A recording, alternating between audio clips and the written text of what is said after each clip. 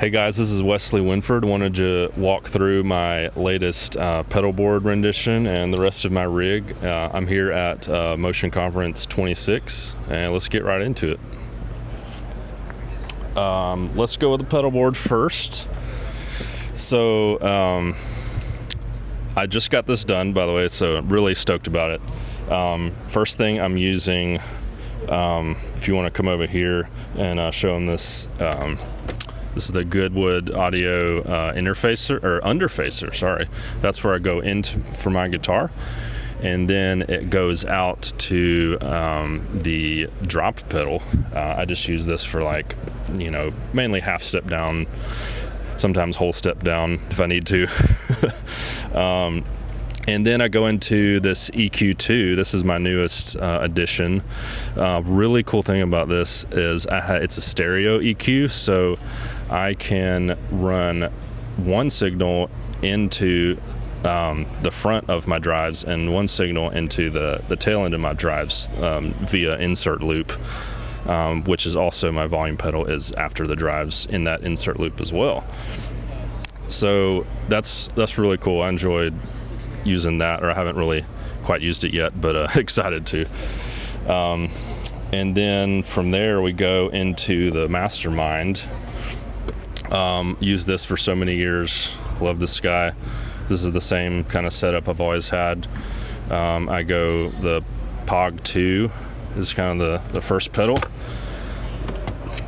and I just use this I've got a few settings. I've got a high octave, low octave, mixture of both, and then I had it MIDI modded so I can cycle through presets and save them in here in the Mastermind for my songs.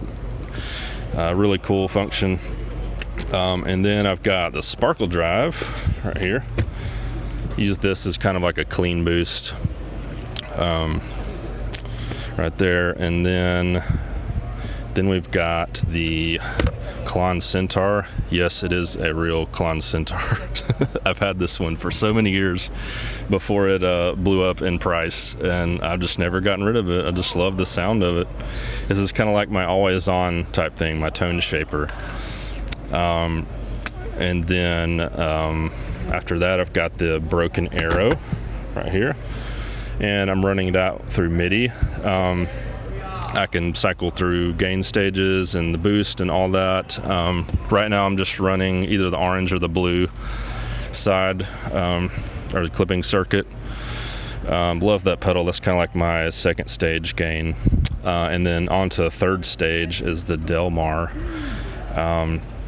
And when I say stages, I'm just kind of stacking them with the Klon. So like I said, Klon is always on, and I'll stack those with it. Very rarely I'll pop one of these, or I'll pop the Klon off and just use one of these solo. It just depends on how much gain I want to use per section of the song, or how it feels. And then my last insane setting is the Rat. It's just distortion. It's just huge sounding. Same sort of setup for that. I'll use it all sorts of ways, by itself, sometimes with the Sparkle Drive, sometimes with the Klon. Just depends on how much gain I want to use at a time. I forgot to mention that before all of this is my Cali 76 compressor. That's not in any loop. That's kind of the beginning of my chain, kind of like I said with the drop and the EQ2. That's kind of before it hits the Mastermind for the Cali. Cool. And then I go to the Memory Man. I'm running that in mono. It is a mono pedal. And I just basically run it on an 8th note most of the time. Just as kind of like as you see, kind of a washy, just, dark sounding delay. Use it for swelly stuff, slide, this kind of ambient stuff. So love that pedal. It's great analog pedal. And then my board hits stereo, and we go to the HX Stomp. I use this mainly for modulation. I've got several modulation presets I use. Chorus, got vibrato, I think that's the Bubble Vibrato. Retro reel, love that. I love this setting. I've put a chorus and retro reel together. Love that setting. Rotary, just whatever I need for the song, I'll dial it up. And then I go to the timeline. Had that for so many years. Got a broken knob on it. I do have the new Timeline MX coming, so look out for a further update when I actually put that on my board and make some presets on it. And I'm sure I eventually will get the Big Sky MX too. But yeah, moving on, the Big Sky is my last thing in the chain, and again, had it for years. Love all the algorithms in it. So it's time to upgrade soon. So hopefully soon I'll have the MX series up top here. Cool. And then out of the Mastermind, well, I'm running these two guys in parallel through the Mastermind. So yeah, in parallel, and then you have to take the dry signal off of these pedals to be able for it to run parallel, and then it mixes back the signal together into a stereo left and right out, and then that goes straight to my Tonex right here. These are just kind of for backup, just for a direct solution if I need that, if I'm playing at a campus or wherever I'm playing and I can't use amps on stage or wherever. Great solution. Haven't really dug into these as much, so hopefully I'll do some maybe some captures or something, but yeah, I just kind of buy some presets from some people that I like and their tone I like, and I'll use those. So and then after that it goes to the underfacer and then out to the amps. Other cool little knickknacks about the Pedalboard is these little roller pedals here. I map these to the mix of these guys. So as you can see, Big Sky, Timeline. I haven't really used this, haven't set this guy up yet, but whatever I want to do for that, you can tell it to what expression mode to do if you want. And then just a little aux switcher going through the songs makes it easy. And then this guy is expression for the HX Stomp.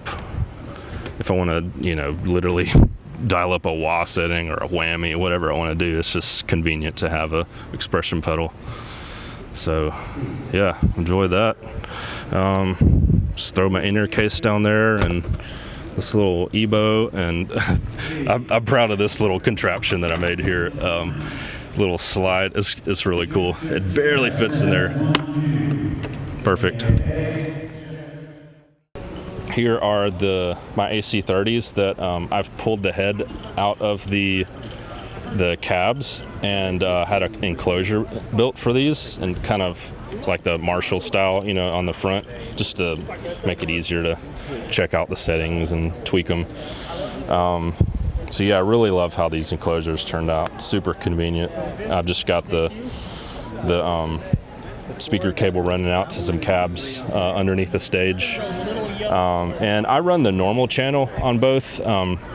So cool thing about these amps is one of them, this one on the left, was the first one I got years and years ago, and at the time I didn't know it, but recently I've learned that it's been modded and it doesn't sound like a real AC30. It's more of the lines of a DC30, kind of the crispier high end. And then I found an amp tech close to me that figured out kind of the inner workings of it, and he actually modded the second one to sound like that. So really happy with how that turned out. Really happy with how these are running now for my tone. Let's go ahead and check out the guitars. This is my Gretsch Sparkle Jet. I've had this a couple years. Really love it. I've been a really big Gretsch guy for years. I've had the bigger green one, and I just wanted to get another one a little smaller and the same Filtertron pickups, and I love the Bigsby. It's just a workhorse. Moving on to the Les Paul. This is I believe it's called a Traditional Pro 2. I might be wrong on that, but it's something along those lines. It has got coil splits on it. Love that functionality. Just makes it really versatile. If I need some quacky tones, then I just pop the single coil in. I mainly leave it like this. I leave the neck single coil and then flip to bridge for humbucker. And I've got the tone knob for each pickup too. So I usually kind of roll off the high end on the bridge pickup, and I'll kind of leave this one wide open. Love this guitar. It's heavy and it just feels good. Feels good to play. Other guitar I've got for the conference is the Mustang. It's a pawn shop Mustang Special, I believe that's what they call it, and it's got coil splits as well. But this has more. Like you can split. You can have so many different combinations, especially if you're on both pickups engaged. And you can make it sound like a telly or a humbucker mode. I generally leave this tone similar to the Les Paul. I split the neck coil, let that one be the kind of sparkly tone, and then flip to the humbucker for the bridge. But if I need something kind of off the wall, just different, then I can do some crazy combinations. It'll sound kind of stratty if you need it to. But yeah, had these were replaced before I got it. I think they're like Strat style saddles, I believe. Yeah, it's probably helped this tuning stability for that guitar. Cool, love this guitar. It's really small, really short neck, so it makes it fun to play because you're not having to, fight the weight, unlike that Les Paul. All right, so let's take a look at my cabinets here. These are what came stock in the AC30.